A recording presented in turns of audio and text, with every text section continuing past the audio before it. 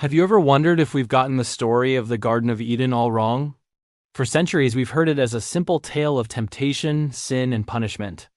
A story about how humanity messed up and got kicked out of paradise. But what if there's a much deeper, more profound meaning hidden within this ancient narrative? Let's re-examine the story.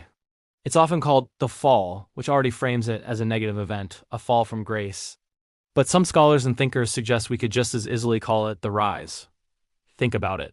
Before eating from the tree of the knowledge of good and evil, Adam and Eve lived in a state of innocent bliss, unaware of the complexities of life.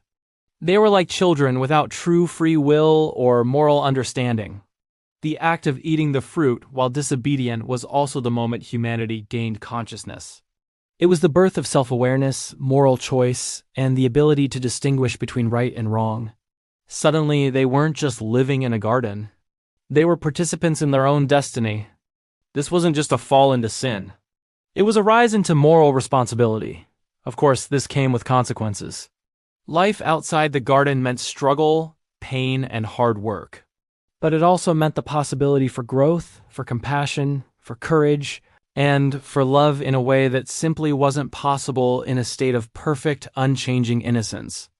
The story isn't just about a punishment. It's about the difficult, messy, and beautiful transition into what it means to be fully human.